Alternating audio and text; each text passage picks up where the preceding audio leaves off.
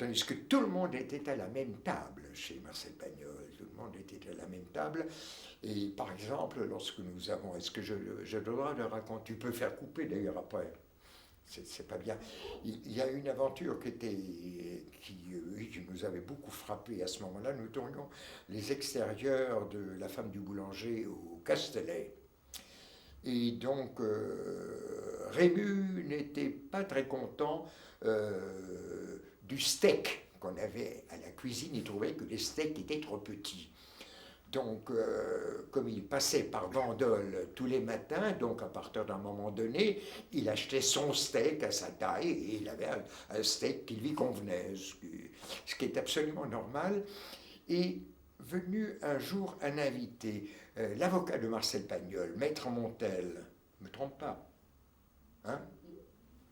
Maître Montel qui habitait d'ailleurs, qui habitait tout à côté d'ici, le reste à l'époque, oui, et qui a été déporté par la suite par les Allemands. Et donc, on passe le plat avec les steaks en premier lieu à Maître Montel. Qu'est-ce qui se passe? Ce qui n'aurait pas dû se dérouler. Il a pris le plus gros steak. Alors c'était quand même pas bien ça, vous comprenez? Alors nous, les petits imbéciles, on se regardait, on savait ce qui allait se passer. Avec Rémus, c'était sûr. C'était pas la partie de cartes, mais c'était ça qui allait se dérouler. Et donc Marcel Pagnol, le plat continue à tourner, mais enfin c'est allé très très vite. Donc Marcel Pagnol, qui avait toujours des histoires merveilleuses à raconter, la concentration des comédiens. Et donc Maître Montel commence à dire, moi je pense qu'il n'est pas arrivé plus loin.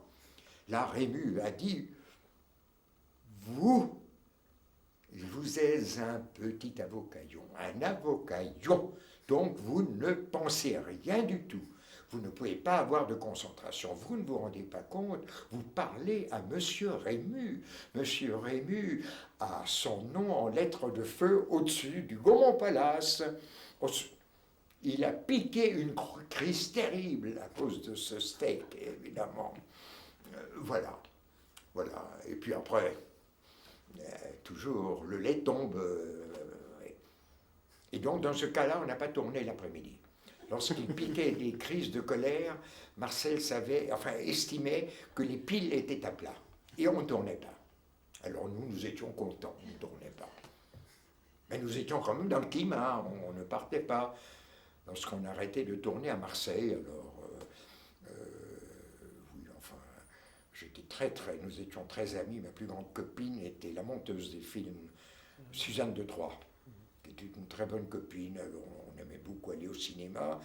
Et en plus de ça, Marcel tenait beaucoup à ce que Suzanne de Troyes et moi, nous dînions chez lui tous les soirs. Nous étions enchantés, bien sûr. Mais par moments, on avait envie d'aller au cinéma.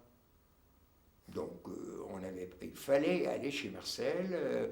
Il nous disait à peu près à 4 heures ou à 5 heures de l'après-midi, vous montez tout à l'heure, oui. Et donc, on n'avait pas le droit de manquer, mais comme il y avait toujours des invités de marque qui passaient par Marseille, qui étaient invités chez Marcel Pagnol, pratiquement tous les soirs. Et donc, quelqu'un aurait pu revenir d'un voyage de Chine.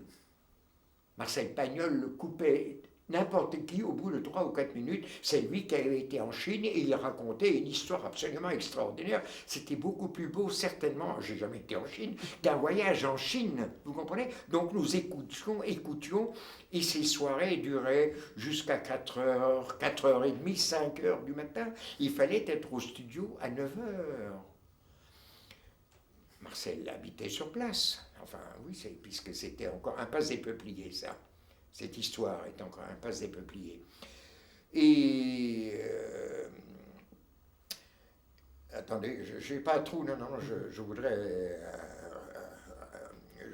rattraper ce que je vais vous dire là.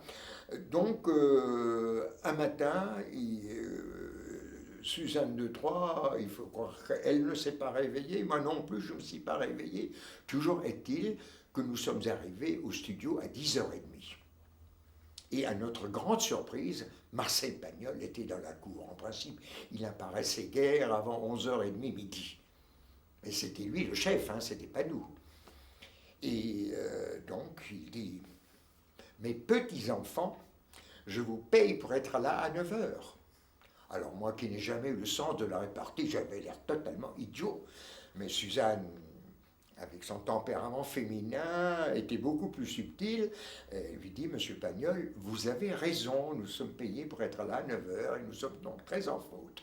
Mais comme vous tenez que nous soyons chez vous tous les soirs, ce qui nous rendait très très heureux et fiers, donc nous nous couchons beaucoup trop tard, donc il est évident qu'il peut nous arriver qu'on ne se réveille pas. Voilà, donc à partir de ce soir, nous ne venons plus dîner chez vous. Très bien. Et en fin de journée, Marcel Pagnol nous a dit, vous montez ce soir. L'histoire était réglée, voilà.